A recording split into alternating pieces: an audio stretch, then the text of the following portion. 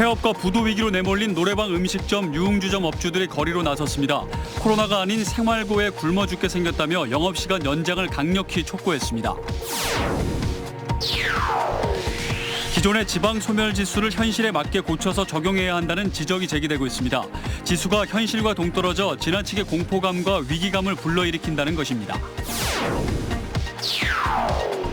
청남대 전두환 씨의 동상을 훼손한 50대에게 1심에서 벌금형이 선고됐습니다. 검찰은 징역형을 구형했지만 충청북도가 민형사상 책임을 묻지 않기로 한 것이 감안됐습니다. 온라인 플랫폼인 청주시선이 운영 1년 만에 새 단장했습니다.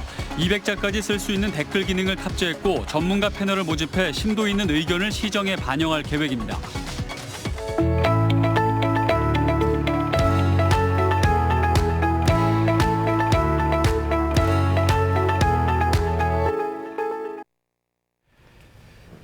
여러분 안녕하십니까. CJB 8시 뉴스 시작합니다. 코로나19 확산 방지를 위한 정부의 영업 제한 조치가 장기화되면서 자영업자들의 항의 집회가 전국적으로 잇따르고 있습니다.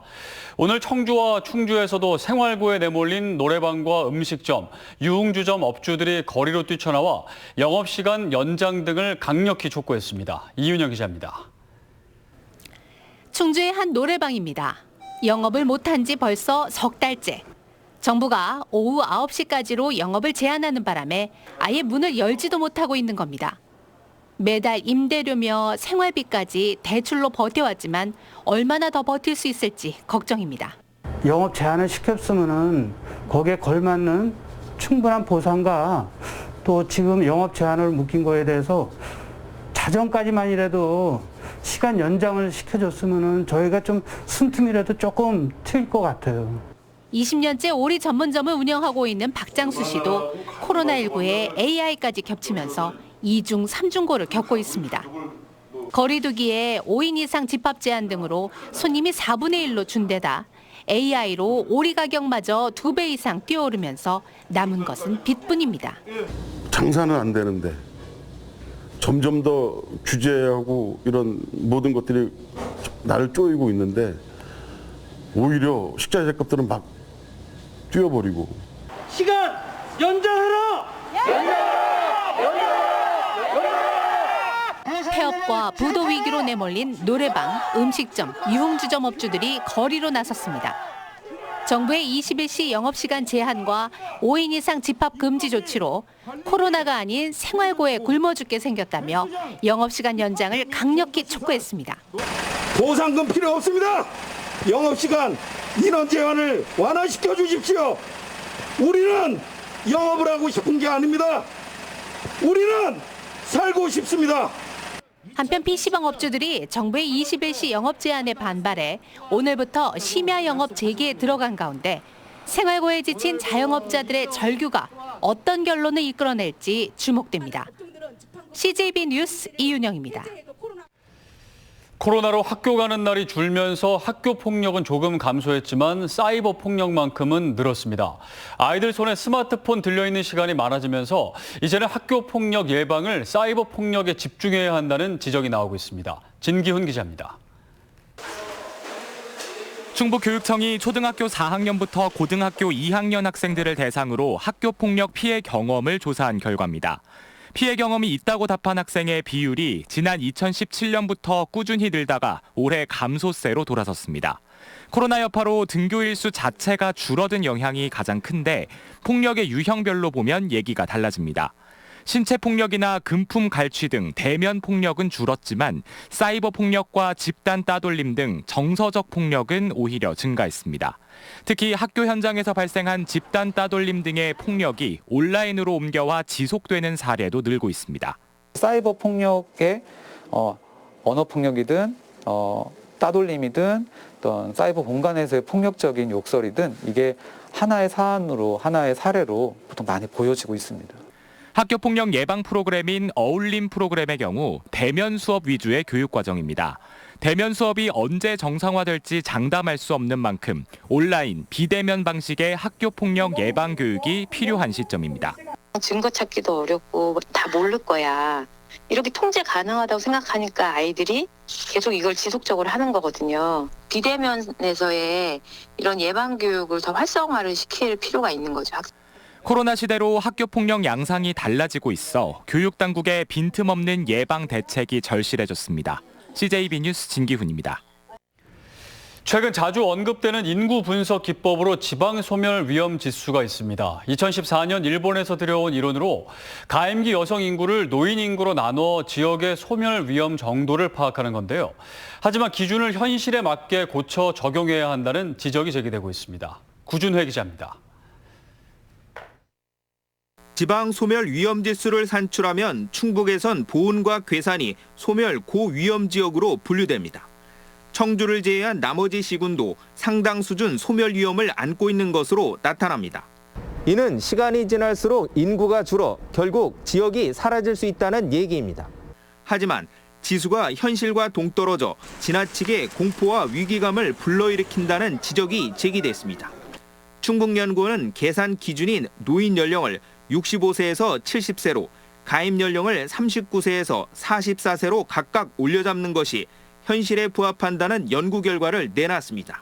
실제 65세 노인 기준은 130년 전인 독일 비스마르크 시대에 정립됐습니다. 유엔은 2015년 18세에서 65세까지를 청년으로 규정했고 우리나라 평균 기대 여명은 82.7세로 늘어났습니다. 늦은 결혼과 출산 경향으로 20세에서 44세 여성 출산이 전체 출산의 99.5%를 차지하고 있습니다. 새 기준을 적용하면 소멸 고위험에 처한 도내 시군은 다행히 한 곳도 없고 위험 지역 수도 줄어든다는 결과가 나옵니다. 노인 정책과 출산 정책도 달라져야 한다는 얘기입니다. 연구원은 부정적 의미의 소멸 지수 대신 가칭 지역 활력 지수로 대체할 것을 제안했습니다. 지금의 지표 기준으로는 빌 게이츠 같은 사람이 모여 사는 빌리지 같은 경우도 당장 소멸이 되는 것으로 판단이 되는 상황입니다. 그 지역의 특성을 고려할 수 있는 복합적인 개념의 지수 개발이 필요하다고 판단이 됩니다. 지역의 지속 가능성을 진단하기 위해선 오랜 시간 굳어진 단편적 잣대 대신 현실적인 기준이 마련돼야 할 것으로 보입니다. CJB 뉴스 구준혜입니다. 청남대 내에 설치된 전 대통령 전두환 씨의 동상을 훼손한 50대에게 1심 재판부가 벌금형을 선고했습니다. 검찰은 징역형을 구형했는데 충청북도가 동상 훼손에 대해 민형사상 책임을 묻지 않기로 한 것이 가만됐습니다. 이태현 기자입니다. 지난해 11월 19일 51살 A씨는 청남대 내에 설치된 전두환 씨 동상의 절단을 시도했습니다. 입장권을 끊고 들어와 숨겨온 셋톱으로 폐쇄회로 TV를 훼손한 뒤 동상에 접근해 범행을 저질렀습니다. 당시 동상은 절단되지는 않았지만 목 둘레 전체가 깊게 파였습니다. A씨는 특수 공용물건 손상 혐의로 구속 기소됐습니다. 재판부는 A씨의 분노 섞인 감정을 감안하더라도 범행이 철저히 계획적이었던 점과 집행유예 기간 중이었던 만큼 죄질이 가볍지 않다고 판단했습니다. 또 관람용 동상은 공용물건으로 볼 수 없다는 A씨 측 주장도 받아들이지 않았습니다. 다만 깊이 반성하고 있고 충청북도가 동상 훼손에 대해 민형사상 책임을 묻지 않기로 합의한 점을 감안해 검찰의 구형량인 징역 1년 6개월보다는 낮은 벌금 700만 원을 선고했습니다. 5.18 관련 단체 회원들은 청주지법 앞에서 A씨의 무죄를 주장하기도 했습니다. 잘못 세워진 동상에 대해서 없애야 된다라고 하는 것을 주장하고 그것을 관철시키기 위해서는 행동이기 때문에 그 자체는 무죄라고 생각합니다. 지난 2019년 진천의 한 묘역에서 방화 살인을 저지른 80대에 대해 대법원이 무기징역을 확정했습니다. 이 남성은 부동산 대금 등을 놓고 종중원들과 말다툼을 벌인 뒤 휘발유를 뿌려 불을 질렀고 이로 인해 모두 3명이 숨지는 등 10명의 사상자가 발생했습니다. 앞서 1, 2심 모두 계획적 범행과 피해 회복을 위한 조치가 없었던 점 등을 이유로 들며 무기징역을 선고했고 대법원에서 형이 확정됐습니다. CJB 뉴스 이태현입니다. 청주 시민들의 의견을 시정에 반영하기 위한 온라인 플랫폼인 청주시선이 운영 1년 만에 새 단장했습니다. 200자까지 쓸 수 있는 댓글 기능을 탑재해 소통을 강화하고 분야별 전문가 패널을 새로 모집해 좀 더 심도 있는 의견을 시정에 반영할 계획입니다. 주용광 기자입니다. 지난 1년 동안 청주 시선에서는 직직 캐릭터 선호도 조사를 시작으로 우암산 둘레길 조성 찬반 조사, 옛 연초 제조창 명칭 변경, 쓰레기 분리배출, OX 퀴즈 등 7개 주제가 다뤄졌습니다. 패널들의 의견으로 시민 참여 예산 사업의 우선순위가 정해지는 등 성과도 적지 않았습니다. 참여 인원도 1,400여 명에서 3,500여 명으로 주제가 바뀔 때마다 늘고 있습니다. 우리가 솔선수범해서 좀 쓰레기량도 줄이고 매연이나 이런 것도 좀 줄일 수 있는 적극적인 방법을 찾기 위해서 시민들이 좀 적극적으로 참여하고 청주 시선이 1년 만에 사용 편의와 기능을 추가하는 리뉴얼을 마쳤습니다. 200자까지 작성 가능한 댓글 기능을 탑재해 소통을 강화했고 좀 더 심도 있는 의견을 구하기 위해 기존 시민 패널에다 분야별 전문가 패널을 추가로 모집하기로 했습니다. 올해는 한 달에 한 건꼴로 주제를 올리고 수기 과정이 필요한 심층 의제도 다룰 계획입니다. 시민들에게 충분한 자료를 제공해주고 해서 어떤 그 정확한 결과가 나올 수 있는 그런 공론화 과정을 거친 의제들을 다뤄볼 계획입니다. 반면 시민 패널이 11,000여 명으로 청주시 인구의 1.3%에 불과하고 참여 연령도 30, 40대에 쏠리는 등 대표성 확보는 개선 과제로 남았습니다. CJB 뉴스 최윤광입니다.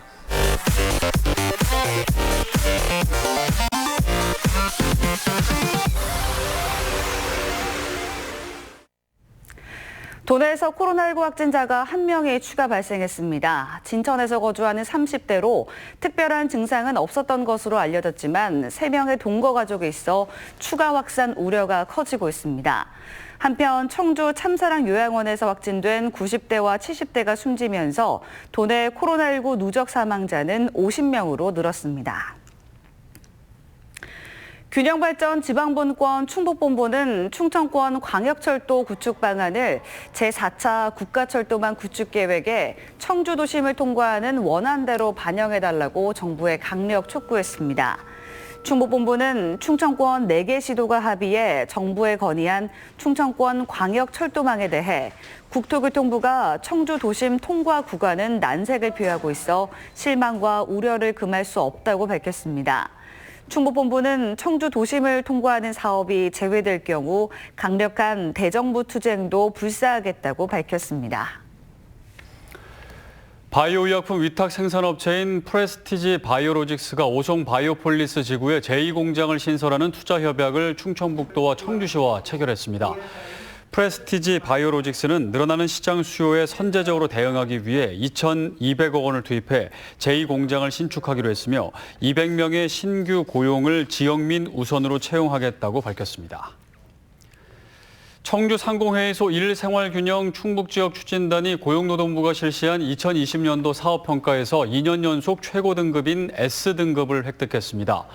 충북추진단은 도와 함께 추진한 충북지역 1생활균형 지역 우수 사례 사업과 찾아가는 문화공연 등 각종 워라밸 프로그램을 운영한 점을 인정받았습니다. 코로나19로 인한 국세청의 부가가치세 전자신고 방침에 따라 청주 세무서를 비롯한 지역 세무관서가 세무서 내에 부가세 신고 창구를 운영하지 않기로 했습니다. 세무당국은 지난해 2분기 확정 부가세 신고 기한을 다음 달 25일까지로 한 달 연장한다며 세무서 내에 신고 창구를 운영하지 않는 만큼 세무서를 방문하지 말고 홈택스로 전자신고를 해달라고 요청했습니다. 이번 조치는 코로나19로 인한 개인 사업자들의 경제적 어려움과 코로나 감염 위험성을 고려한 것입니다. 2022 괴산 세계 유기농 산업 엑스포 조직위원회가 사무국을 개소하고 본격적인 업무에 돌입했습니다. 유기농 엑스포 사무국은 도청에서 7명, 괴산군에서 5명 등 모두 12명의 직원으로 구성됐으며 엑스포 실행 계획을 추진하는 역할을 맡습니다. 이번 엑스포는 국비 등 128억 원을 투입해 국제 행사로 치러집니다. 청주시가 중앙공원 일대를 읍성 관련 역사공원으로 조성합니다. 시는 오는 2026년까지 716억 원을 들여 옛 청원군청과 우정박물관, KT 부지에 조선시대 관아와 병영시설을 복원해 중앙공원 일대를 역사와 녹지가 공존하는 시민공간으로 조성할 계획입니다. 충청북도는 코로나19 방역과 설 명절 등 취약 시기를 맞아 오늘부터 다음 달 19일까지 30일간 공직 감찰을 실시합니다. 감찰 대상은 본청 직속기관과 사업소와 출자 출연기관 11개 시군으로 7개 반 31명의 감찰반을 편성해 공직기강 회의 사례를 중점 감찰할 계획입니다. 특히 코로나19 방역지침 위반 행위로 인한 감염과 음주운전 등 중대 비위에 대해서는 엄중 문책한다고 밝혔습니다. 지난 2017년 뇌종양으로 별세한 제천시 김기숙 서기관의 유족이 지난해 받은 유족연금 1,080만 원을 제천시 인재육성재단에 기탁했습니다. 김 서기관의 남편인 윤종섭 제천문화원장은 고인의 뜻에 따라 퇴직수당 1억 원을 재단에 기부한 것을 비롯해 지난 2018년부터 해마다 유족연금 전액을 재단에 기탁하고 있습니다. 충청북도가 충청권 2027 하계 세계 대학 경기대회 유치 추진단장에 김윤석 씨를 위촉했습니다. 김윤석 단장은 전라남도 해남 출신으로 제18회 세계 수영선수권대회 유치위원회 사무총장과 2015 광주 하계 유니버시아드 대회 조직위원회 사무총장 등을 역임했습니다. 충북도는 대회 추진과를 4개 팀 15명으로 구성해 유치 업무에 박차를 가하고 있습니다. 한국지역난방공사 발전소 증설 반대 대책위는 오늘 중림동 열병합 발전소 앞에서 기자회견을 열고 공청회 개최 반대 입장을 분명했습니다. 반대대책위는 5인 이상 모임을 금지하는 상황에서 공청회를 강행하는 의도가 궁금하다며 청주시와 한국지역난방공사에 사회적 거리두기가 1단계 이하가 될 때까지 공청회를 연기할 것을 요청했습니다. 또 발전소 증설 대신 기존 설비를 청정 연료로 대체하는 방안이 훨씬 경제적이고 친환경적이라며 열병합 발전소 7배 증설에 반대했습니다. 오늘 오전 10시 반쯤 청주시 문이면 당진 영덕 고속도로 문이 IC 인근에서 3.5톤 화물차가 앞서가던 1톤 화물차를 들이받는 등 화물차 석 대가 연쇄 추돌했습니다. 이 사고로 3.5톤 화물차 운전자 A씨가 숨졌고 다른 운전자 1명도 크게 다쳐 병원으로 옮겨졌습니다. 경찰은 사고 경위를 조사하고 있습니다.